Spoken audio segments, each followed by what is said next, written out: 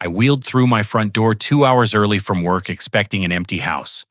Instead, I heard Mom's voice from the kitchen. "He still doesn't know?"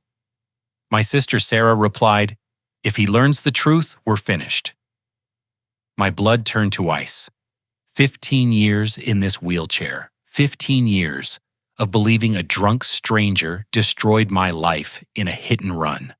What truth? I stayed frozen in the hallway, my heart hammering against my ribs as their conversation continued in hushed, guilty whispers that would shatter everything I thought I knew.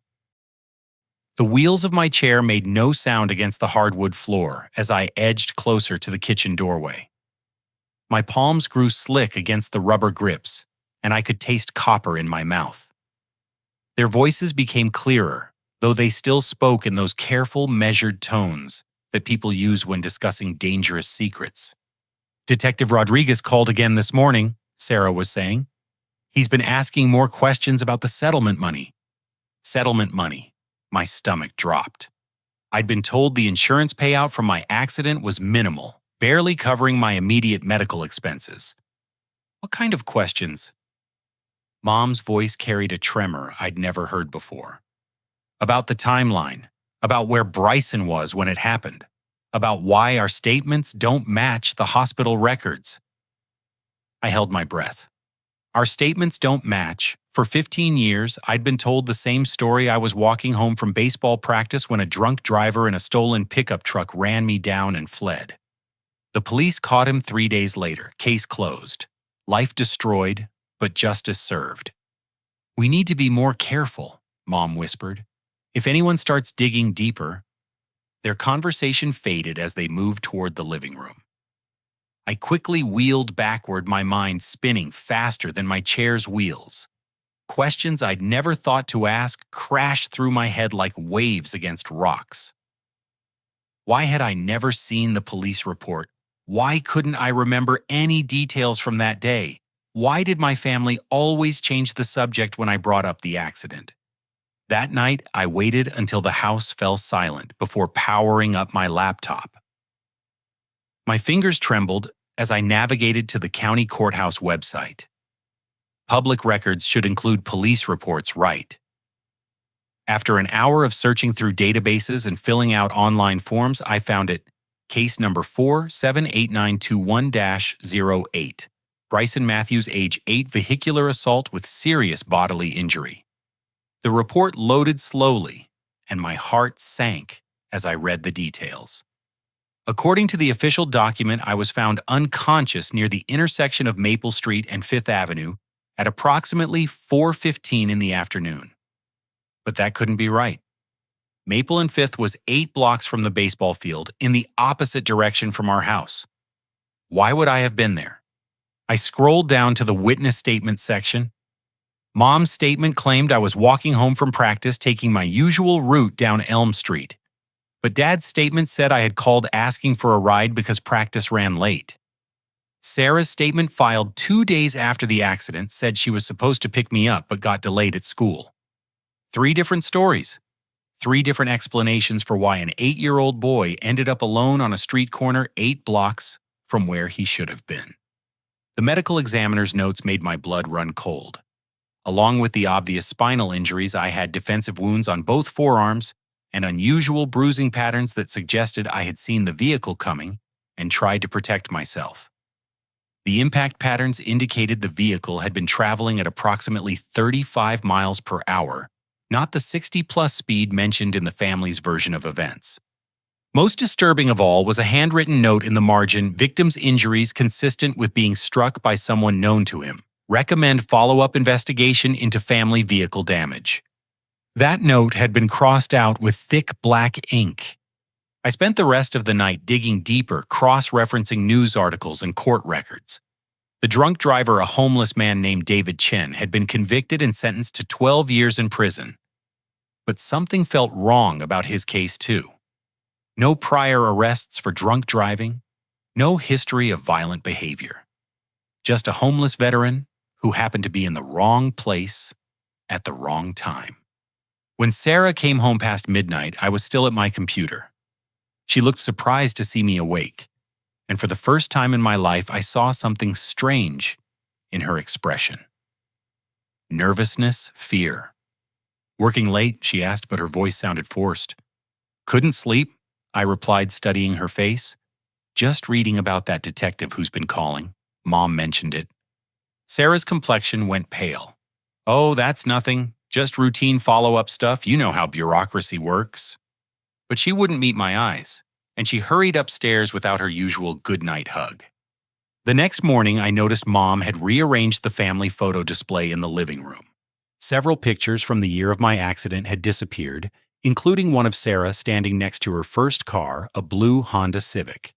When I asked about it, Mom claimed she was just doing some spring cleaning. "Why would you throw away family photos?" I pressed. "They weren't thrown away, sweetheart. Just stored in the attic with some other old things." But when I checked the attic later that day, I found no boxes of family photos. What I did find buried behind Christmas decorations in a dusty shoebox was a business card that made my hands shake. Marcus Thompson, private investigator, specializing in insurance fraud and family financial crimes. Someone had written on the back, "Bryson Matthews case, payment discrepancies noted." I stared at that business card for 20 minutes before gathering the courage to dial the number. Marcus Thompson answered on the second ring, his voice gravelly but professional. "Mr. Thompson, my name is Bryson Matthews. I found your card in my mother's belongings, and I think you might be investigating something related to my accident 15 years ago." A long pause. "Mr. Matthews, I've been hoping you'd contact me. Are you somewhere you can speak freely?" I was alone in the house, but I still found myself whispering, "Yes, I'm alone. What's this about?" "Your accident case has been flagged by multiple insurance companies for potential fraud. Someone has been collecting settlement money under false pretenses, and the amounts don't match what your family reported receiving." My wheelchair suddenly felt like it was spinning. "What do you mean what we reported receiving? We got barely enough to cover my hospital bills." "Mr. Matthews, according to my investigation, your family received a settlement of $3.2 million from Consolidated Insurance, plus an additional $800,000 from the State Victim Compensation Fund. That money was supposed to go into a medical trust for your lifelong care." The phone nearly slipped from my numb fingers. $3.2 million. We lived modestly, drove used cars, and I'd been told we couldn't afford the advanced physical therapy treatments my doctors recommended. "There has to be some mistake," I managed to say. "I don't think so. I've been investigating this case for 8 months, ever since Consolidated hired me to look into suspicious patterns in the paperwork. Would you be willing to meet in person? There are things you need to see." We arranged to meet at a coffee shop downtown the next morning. I told Mom I was meeting a friend from work, which technically wasn't a lie since Marcus was about to become very important to my life. Marcus turned out to be a compact man in his 50s, with intelligent eyes and the straightforward manner of someone who'd spent years uncovering uncomfortable truths. He brought a thick folder that he placed carefully on the table between us. "Before I show you this, I need you to understand that what you're about to learn will change everything you believe about your accident. Are you prepared for that?" I nodded, though my stomach felt like I'd swallowed lead weights. The first document he showed me was a copy of the original police report, but this version was different from what I'd found online. This one included witness statements I'd never seen, photographs of the scene, and detailed forensic analysis that painted a completely different picture. "The vehicle that hit you wasn't a stolen pickup truck," Marcus explained quietly. "It was a blue Honda Civic license plate registered to your family. The damage patterns on your body match the front bumper height of a Civic, not a pickup." He showed me crime scene photos that made me dizzy. Skid marks on the pavement suggested the driver had tried to stop, then accelerated again after impact. Paint chips collected from the scene matched Honda's factory blue metallic finish. But the homeless man who was convicted, David Chen, was framed, Marcus said bluntly. Someone paid a lot of money to manufacture evidence against him. Fake witnesses planted evidence, falsified forensics reports. He never stood a chance. The next document was a sealed juvenile court file. that Marcus had obtained through legal channels I didn't want to know about. It showed that Sarah had been arrested for drunk driving 6 months before my accident, but the charges had been mysteriously dropped. More interesting was a repair invoice dated 3 days after my accident for front-end damage to a blue Honda Civic, registered to our family. Your sister was 17 at the time, Marcus continued. According to several of her classmates whom I've interviewed, she had a serious drinking problem that your parents covered up repeatedly. On the day of your accident, she'd been suspended from school for drinking and was supposed to pick you up from baseball practice. My hands shook as I studied a photograph of Sarah's car taken the day after my accident. The front bumper was clearly damaged with blue paint scraped away to reveal white primer beneath. The repair shop kept detailed records, Marcus explained.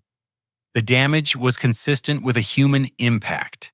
The mechanic even noted that there appeared to be blood residue in the bumper creases, though that evidence mysteriously disappeared from police custody. He showed me financial records next. Bank statements, insurance claims, legal documents that revealed a staggering conspiracy of fraud and corruption. Not only had my family received millions in settlement money, but they'd been paying regular bribes to keep various officials quiet. The police detective who investigated your case retired early with a sudden financial windfall. The prosecutor who convicted David Chen bought a vacation home in Florida shortly after the trial.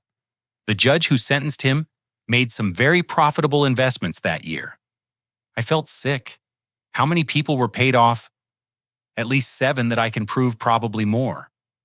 Your mother orchestrated this entire cover-up to protect Sarah from vehicular manslaughter charges. But somewhere along the way, it became about the money.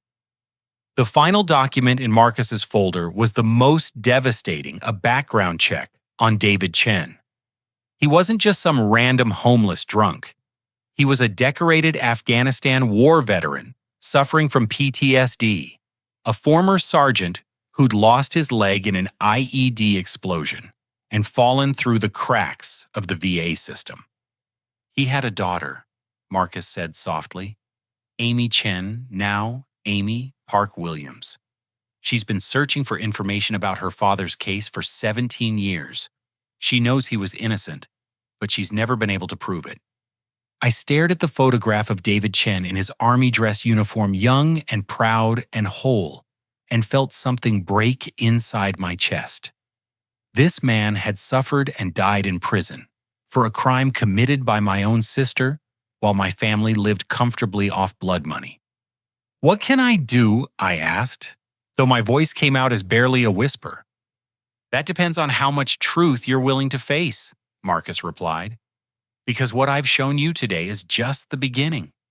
As I wheeled out of that coffee shop, my entire world had collapsed and rearranged itself. The family I thought I knew was gone, replaced by strangers capable of destroying an innocent man's life to protect their own interests.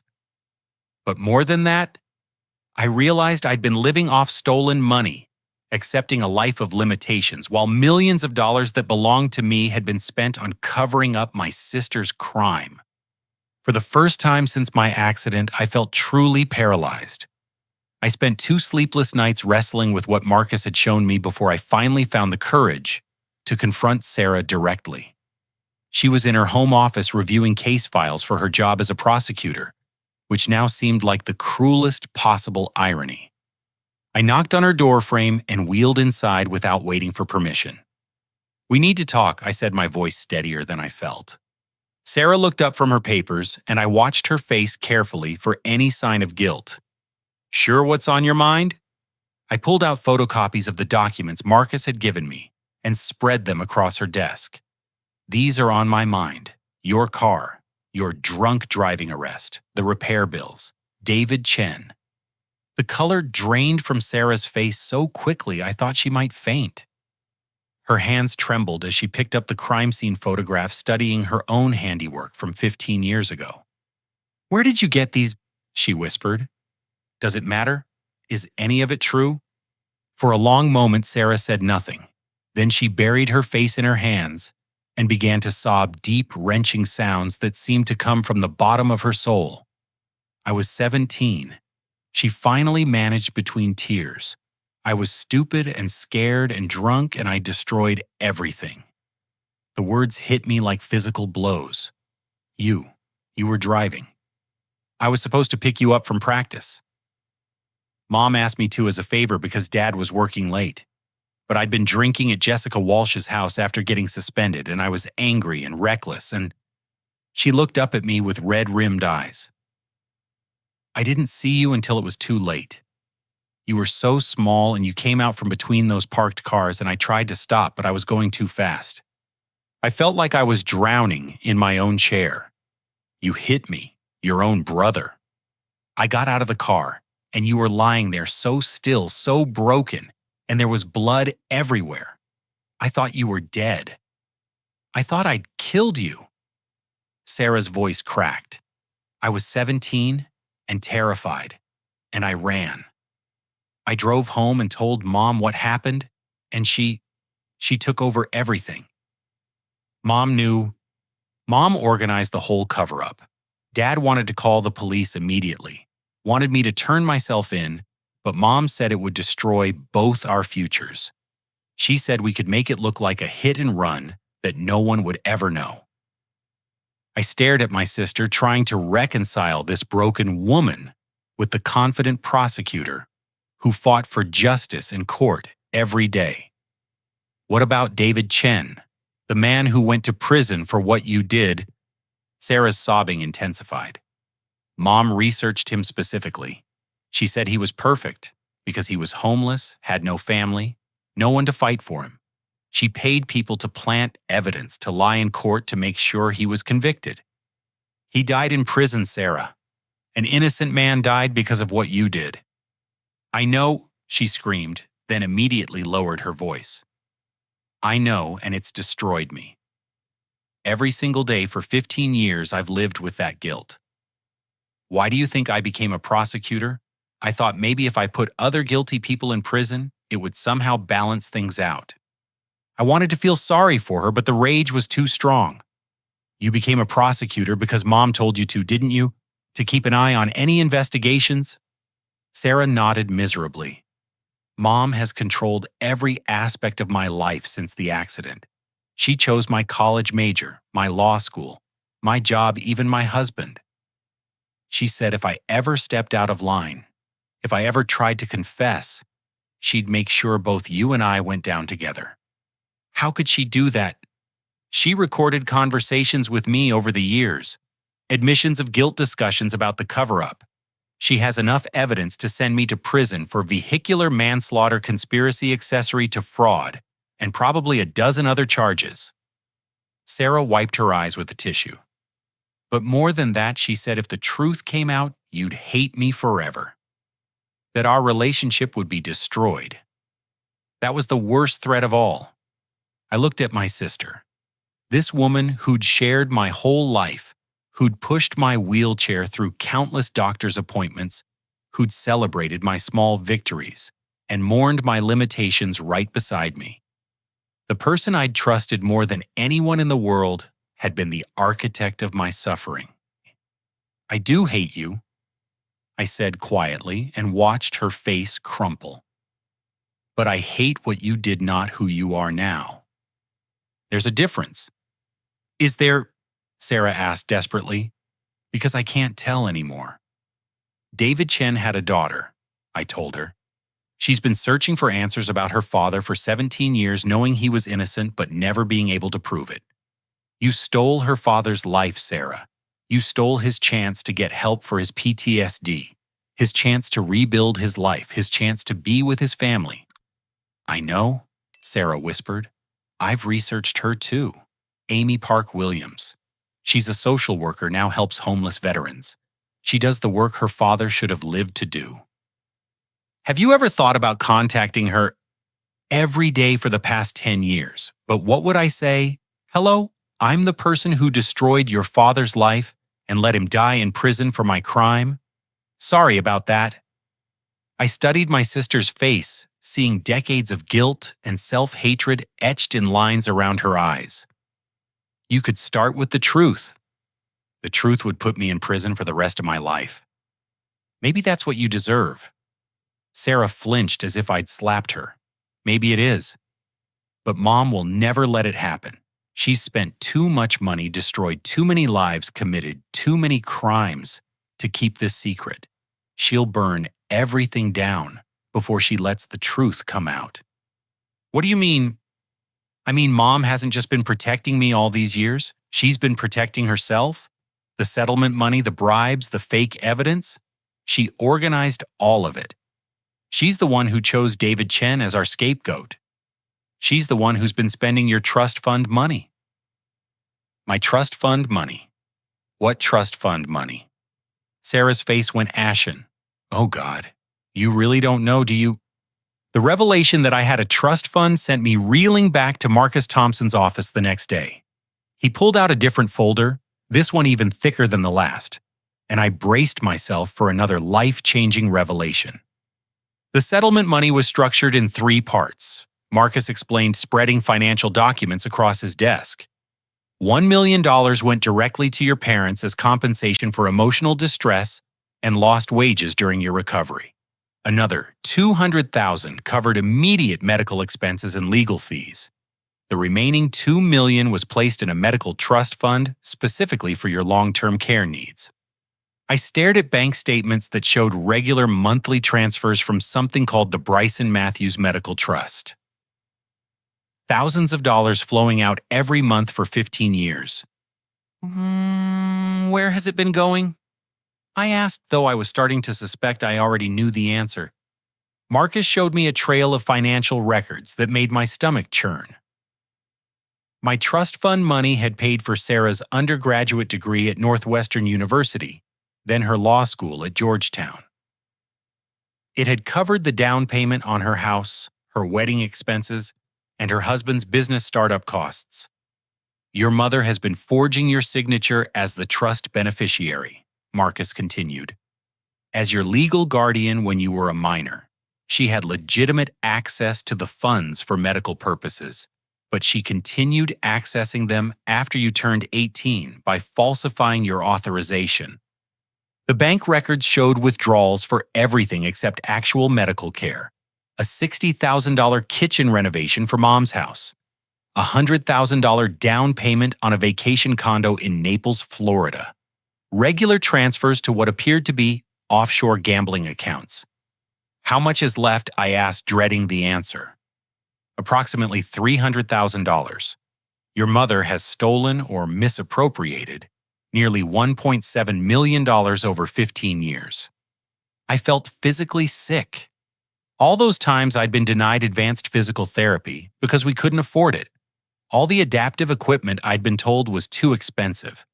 The specialized treatments that might have helped my condition rejected because of cost concerns. There's something else, Marcus said gently. The annual financial statements that should have been provided to you as the beneficiary.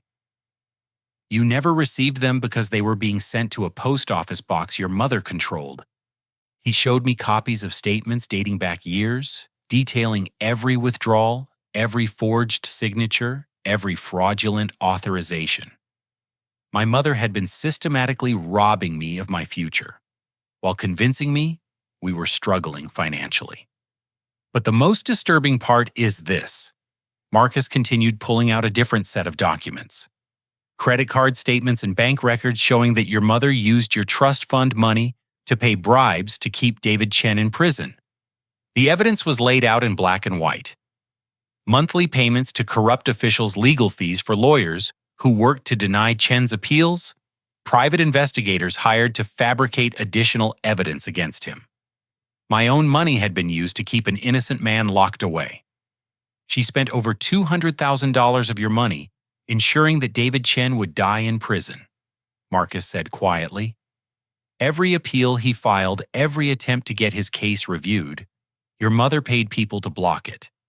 I thought I'd reached the bottom of this nightmare, but there seemed to be no end to the depravity. Why would she spend so much money on that? Why not just let the conviction stand? Because Chen kept insisting he was innocent. He never stopped trying to prove it. Your mother was terrified that eventually someone would listen to him, so she made sure no one ever would. Marcus showed me copies of David Chen's letters from prison heartbreaking documents where a broken man begged for someone to investigate his case. He maintained his innocence until the day he died, writing to lawyers, journalists, advocacy groups, anyone who might help him prove he'd been framed. His daughter Amy has copies of all these letters, Marcus said. She knows her father was innocent, but she's never been able to prove it. The evidence was too well hidden, the corruption too complete. What about my father? Was he part of this? Marcus's expression softened. From what I can determine, your father opposed most of what your mother was doing. Bank records show he tried to block several of the larger withdrawals from your trust fund. There are emails between your parents where he threatens to expose the whole thing unless the theft stops. He showed me printed emails that revealed a 15-year marriage falling apart under the weight of secrets and lies. Dad demanding that Mom return the stolen money. Mom threatening to implicate him in the cover-up if he interfered. Dad begging her to confess before the guilt destroyed their entire family. Your father's final email to your mother was sent 3 days before his heart attack, Marcus said carefully.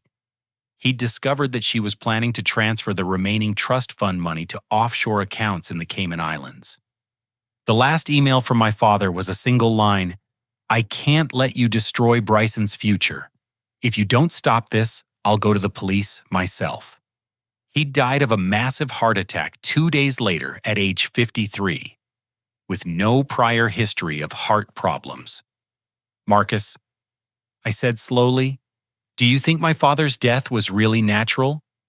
I think your father was under enormous stress for 15 years, and stress can kill, Marcus replied diplomatically.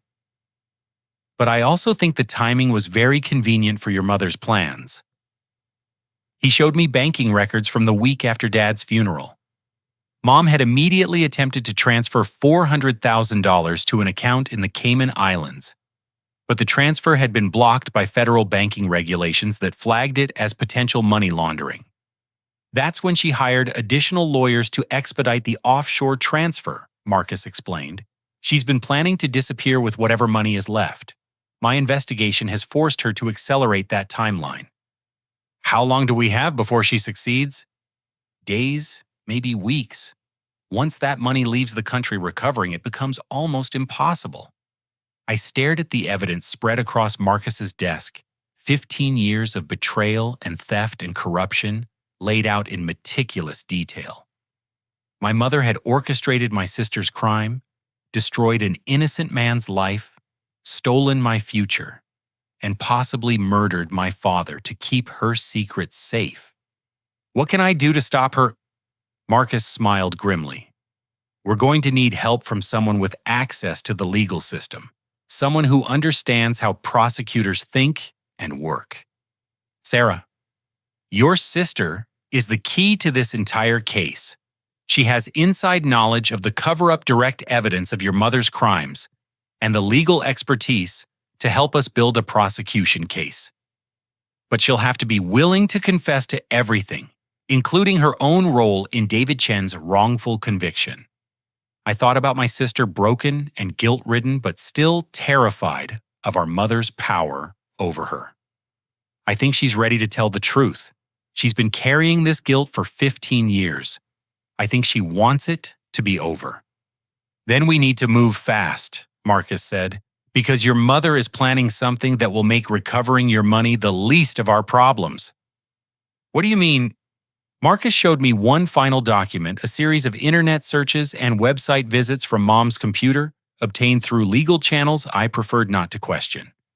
Searches for things like untraceable poisons, natural-looking accidents, and inheriting from disabled adult children. I think your mother has decided that the easiest solution to all her problems would be if you weren't around to ask questions about your trust fund. The room felt like it was spinning around me. My own mother was planning to kill me, to cover up her crimes. Marcus, I said, my voice shaking, I think I'm in immediate danger. I didn't go home that night. Instead, I checked into a budget hotel near downtown paying cash, and using a fake name, while Marcus arranged for federal authorities to begin surveillance of my mother's activities. Sarah met me there after work looking haggard and frightened. "I've been thinking about what you said," she told me, "about telling the truth, about David Chen's daughter, about all of it. And I want to do the right thing, but I'm scared, not just of prison, but of Mom. You don't understand what she's capable of when someone threatens her control."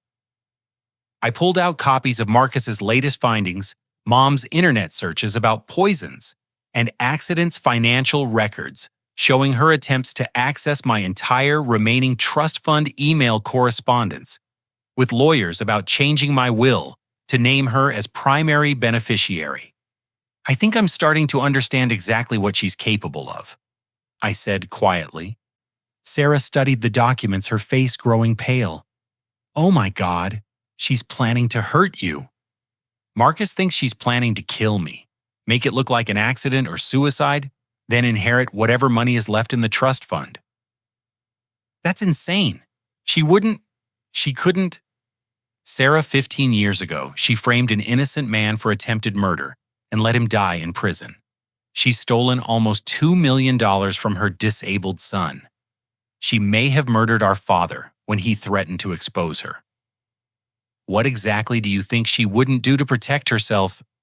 Sarah was quiet for several minutes, processing the full scope of our mother's crimes. When she finally spoke, her voice was steady for the first time since our conversation began. "What do you need me to do?"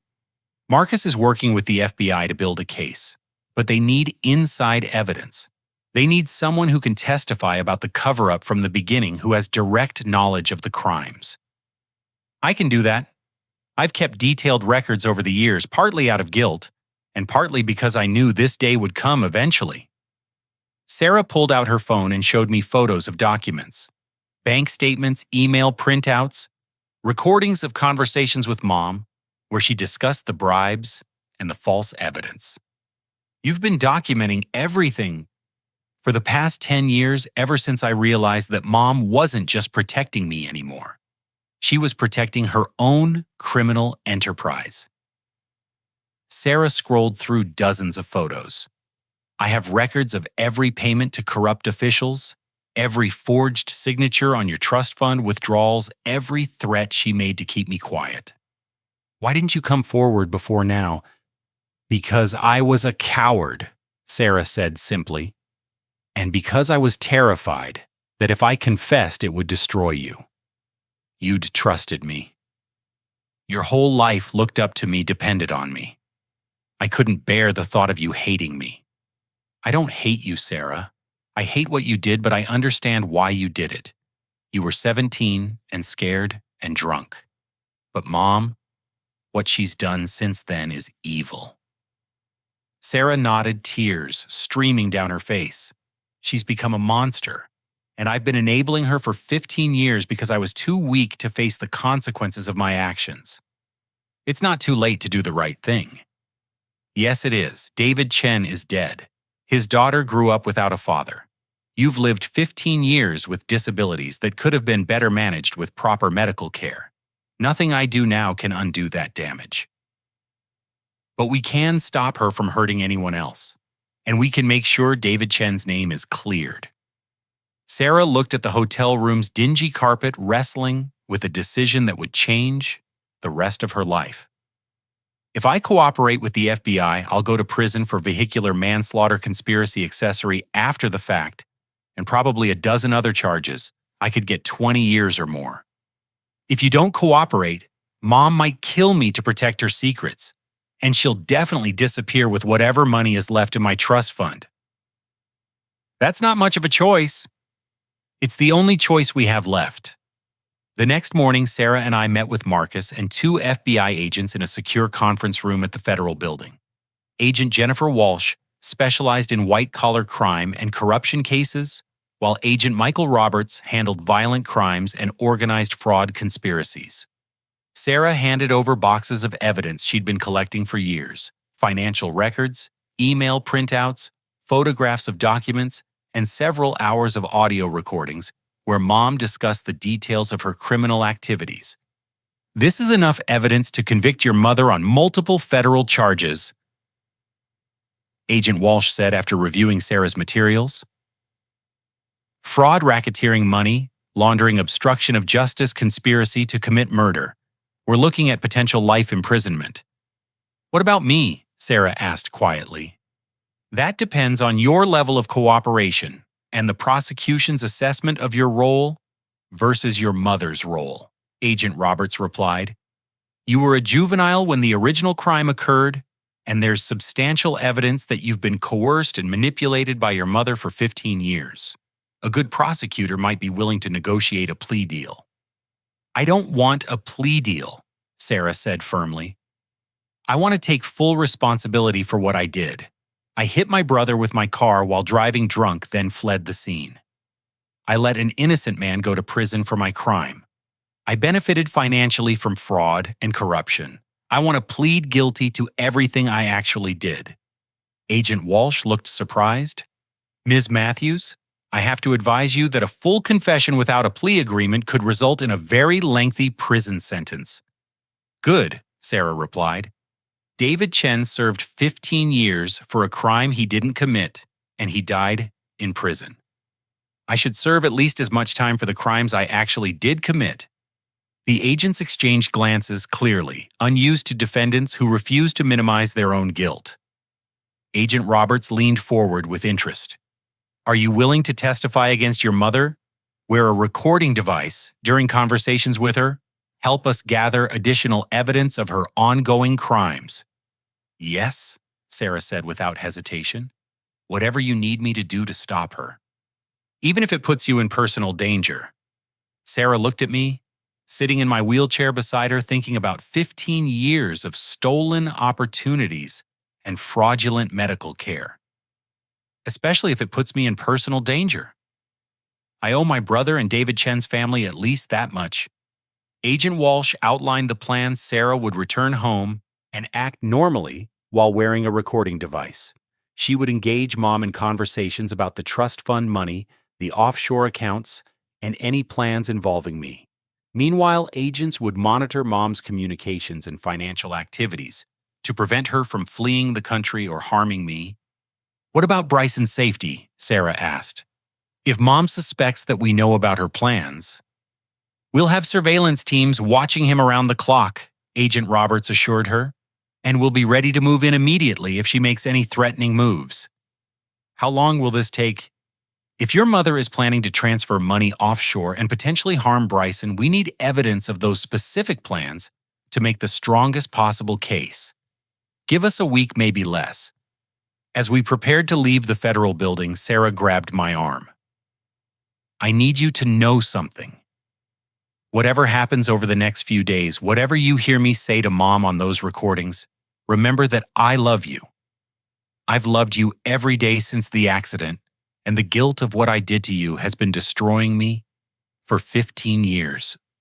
I know, I told her, and after all this is over, after justice is served and the truth comes out, we're going to rebuild our relationship on honesty instead of secrets. Do you think that's possible? I think it's the only way either of us will ever be able to live with ourselves. Sarah hugged me tightly, and for a moment, she felt like my big sister again, instead of my would-be murderer. Let's go bring Mom down, she said. The next 3 days were the longest of my life. I stayed in safe houses, arranged by the FBI, while Sarah returned home to gather evidence against our mother.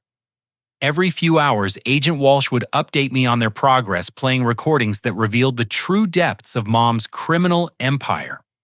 The first recording captured Mom discussing her plans for the offshore money transfer with a lawyer in the Cayman Islands. She was arranging to move not just my trust fund money, but additional funds from accounts I'd never known existed. The disabled son won't be a problem much longer, I heard Mom say in her own voice. I've been researching methods that look like natural complications from his condition. Once he's gone, I'll inherit everything as next of kin, and Sarah will be too afraid to contest it. Hearing my own mother discuss my murder in such casual terms made me physically ill, but it got worse. The second recording captured a conversation between Mom and a man she called Dr. Phillips. someone who wasn't actually a doctor, but apparently specialized in creating untraceable poisons. The subject has been taking pain medication for years, Dr. Phillips explained. A simple overdose would look completely natural, especially given his history of depression and disability-related suicidal ideation. How long would it take? Mom asked. With the right combination of substances, he'd simply go to sleep and never wake up. No struggle, no obvious signs of foul play, just a tragic young man who couldn't cope with his limitations anymore. I had to leave the FBI office to vomit in the parking lot after hearing that recording.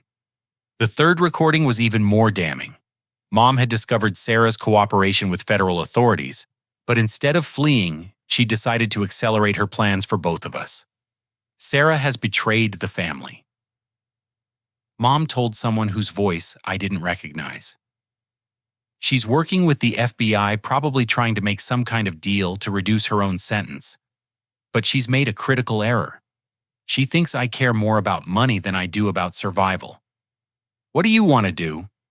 I want you to eliminate both problems simultaneously. Make it look like a murder-suicide. Sarah kills her disabled brother out of guilt and shame, then takes her own life. It's a story everyone will believe, and it cleans up all the loose ends at once. The man on the recording was apparently someone Mom had hired before, because he discussed logistics with the casual efficiency of a professional killer. They planned to break into my hotel room that very night, kill me first, then transport my body to Sarah's house where they would stage our mutual destruction. Agent Roberts immediately moved me to a new safe house, while tactical teams surrounded my hotel and Sarah's home. But when they moved in to arrest Mom and her hired killer, both had vanished. They knew we were listening, Agent Walsh explained grimly. Either your mother is more sophisticated than we gave her credit for, or she had help from someone with law enforcement experience. The manhunt for Mom revealed the true scope of her criminal network. Over 15 years, she'd cultivated relationships with corrupt officials at every level: police detectives, prosecutors, judges, federal clerks, banking regulators, and private investigators. She had allies and resources we'd never suspected. Your mother isn't just a grieving parent who made bad choices to protect her daughter, Agent Roberts told me. She's the head of an organized criminal enterprise that has been operating for years. The David Chen case was just one of many fraudulent prosecutions she's been involved in. They showed me evidence of other cases: homeless people framed for crimes they didn't commit, disabled victims whose trust funds had been looted by their own families, witnesses who'd been silenced or relocated to prevent them from testifying in corruption cases. How many people has she destroyed? I asked.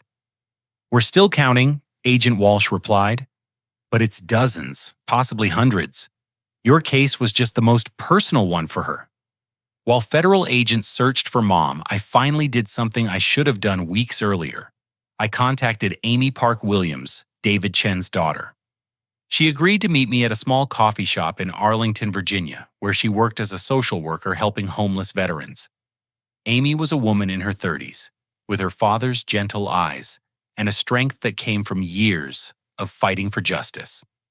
I've been waiting 17 years for this conversation, she said when I introduced myself.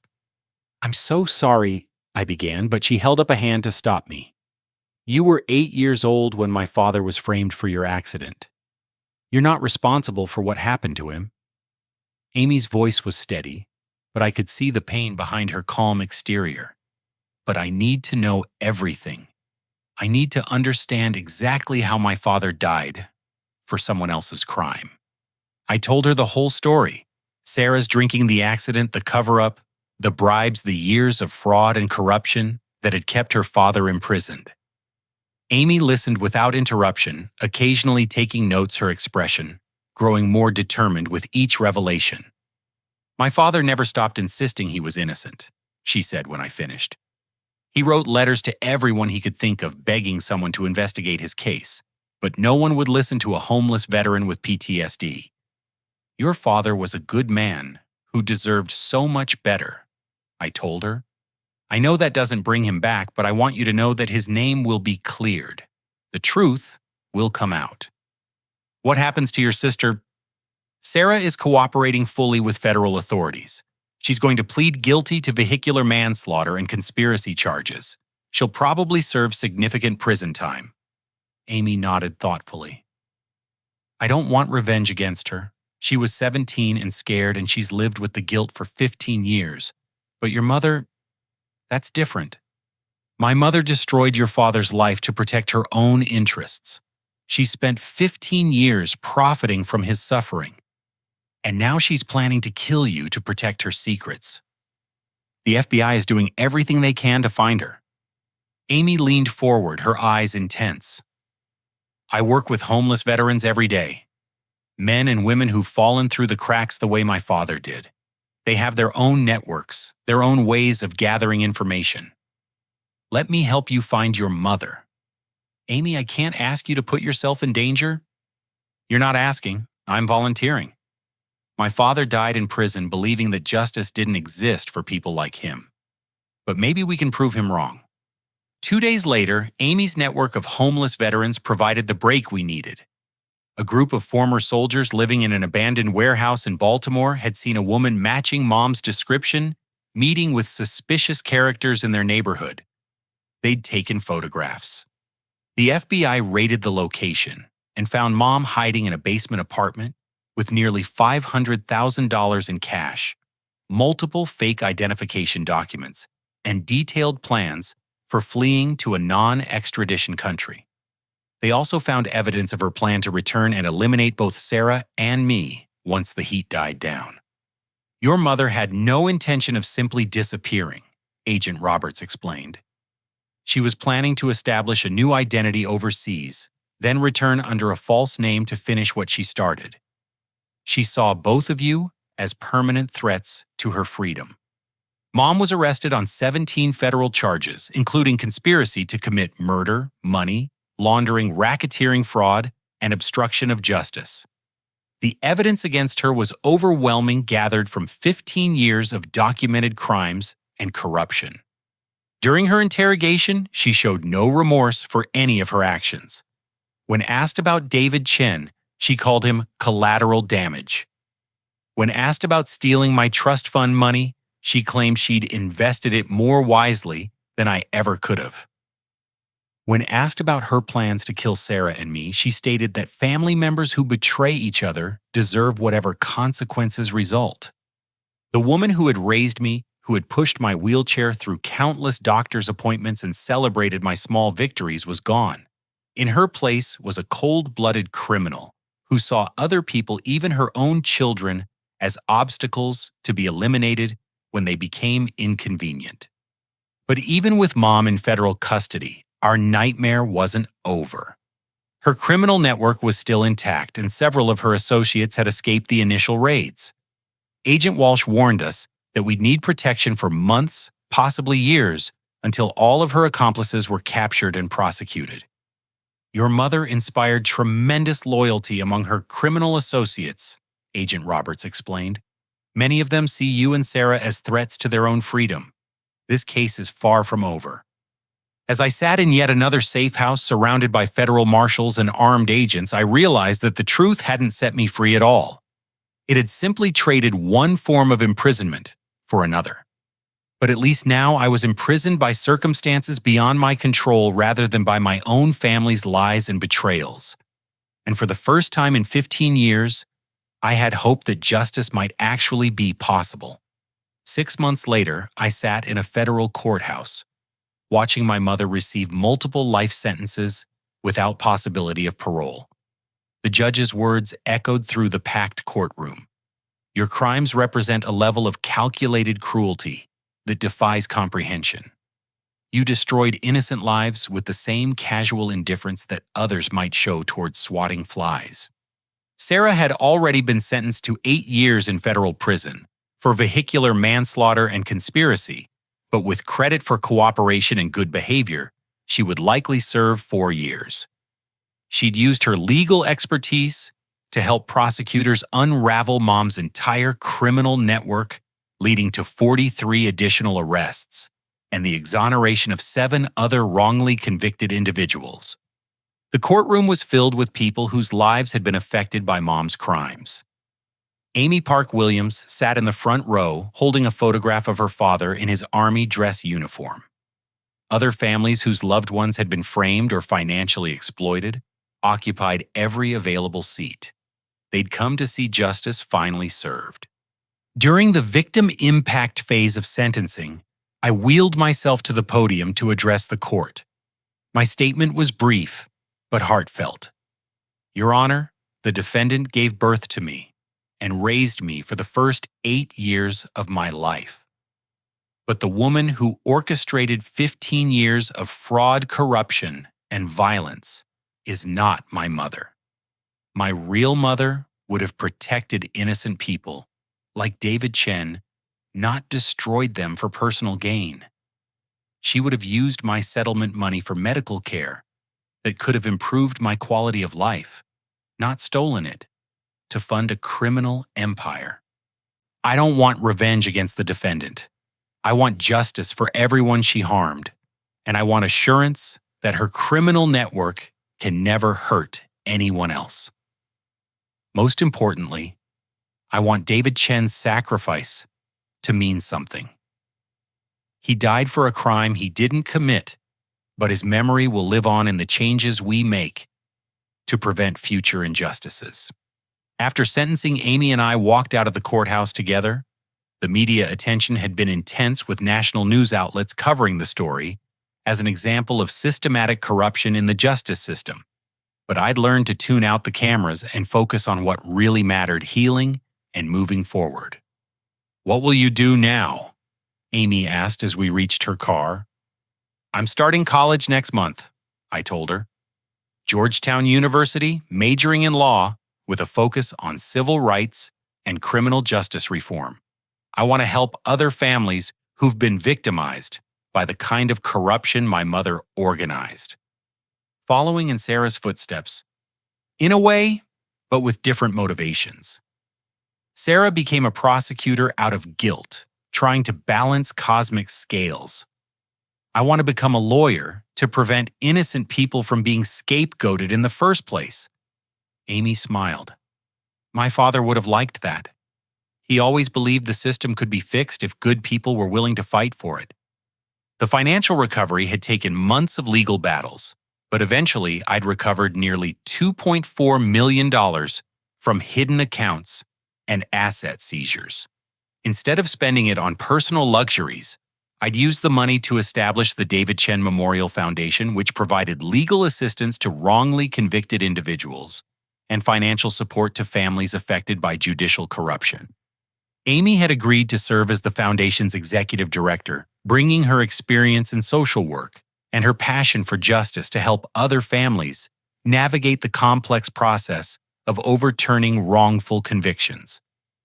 We'd already helped exonerate 3 people and were investigating dozens of other suspicious cases.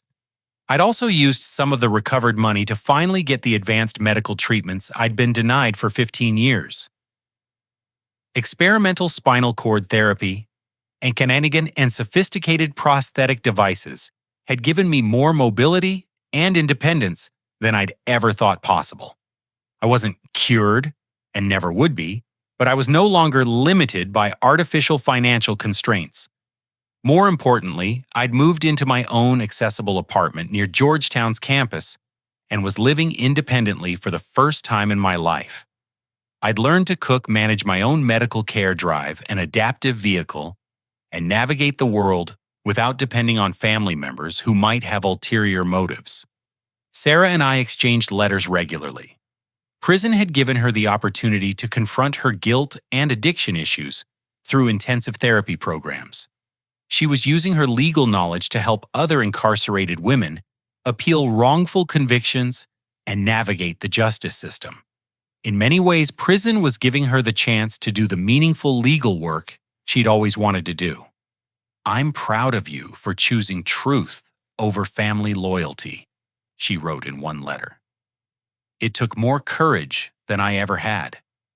Maybe when I get out, we can work together on cases involving wrongfully convicted people. I think Dad would have approved of that kind of partnership. I'd also met someone special. Elena Rodriguez was a physical therapist who worked with spinal cord injury patients, and she'd helped me with my advanced treatment protocols. Our relationship had grown slowly and naturally, based on mutual respect and shared interests rather than pity or guilt. She treated my disability as simply one aspect of who I was, not the defining feature of my identity. "Are you nervous about starting law school?" Elena asked over dinner at our favorite restaurant. "Terrified," I admitted, "but also excited. For the first time in my life, I'm making decisions based on what I want to do, not what someone else thinks is best for me." "That's the most beautiful thing about freedom," Elena said. "The right to make your own mistakes and celebrate your own successes." Looking back on the past year, I realized that losing my family had actually saved my life. The people I'd thought loved me had been systematically destroying my future while convincing me they were protecting me. The truth had been devastating, but it had also been liberating. I thought often about David Chen and the years he'd lost to my family's crimes. His death would always be a tragedy that couldn't be undone. But his memory had inspired a foundation that was helping other innocent people escape similar fates. In some small way, his sacrifice was creating positive change in the world. Amy had introduced me to other families affected by wrongful convictions, and their stories reinforced my determination to prevent future injustices. Innocent people were still being framed, evidence was still being falsified, and corrupt officials were still protecting each other at the expense of truth and justice. But there were also dedicated people working to fix these problems: honest prosecutors, ethical defense attorneys, reform-minded judges, investigative journalists, and ordinary citizens who refused to accept that corruption was simply the price of doing business.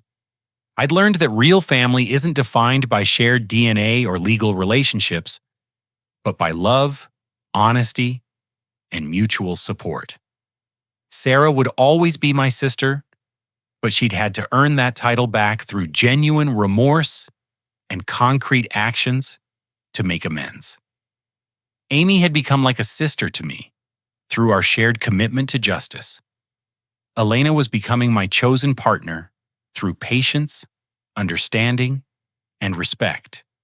The Foundation's first major victory came 8 months after Mom's sentencing, when we helped overturn the conviction of Maria Santos, a woman who'd been framed for arson by the same network of corrupt officials who'd framed David Chen. Maria had served 6 years in prison for a crime she didn't commit, leaving her 3 young children in foster care. Watching Maria reunite with her children reminded me why this work mattered. Every wrongful conviction represented not just one innocent person's destroyed life, but ripple effects that damaged entire families and communities. But every exoneration restored hope that justice was still possible. As I prepared for my first year of law school, I thought about the 8-year-old boy who'd been hit by his sister's car 15 years earlier. That child had trusted the adults in his life to protect him and tell him the truth. Instead, they'd built his entire existence on lies and stolen opportunities. But that same child had grown into someone who refused to accept injustice even when it came from his own family. The accident had taken my ability to walk, but it hadn't taken my ability to think, to fight, or to choose truth over comfortable deceptions. The greatest victory wasn't the money I'd recovered or the criminals who'd been punished. It was the simple fact that I was finally free to become whoever I chose, to be guided by my own values rather than other people's manipulations. Have you ever discovered that someone you trusted completely had been lying to you for years? How did you find the strength to confront that betrayal and rebuild your life on a foundation of truth rather than comfortable deceptions? I'd love to hear your thoughts in the comments below.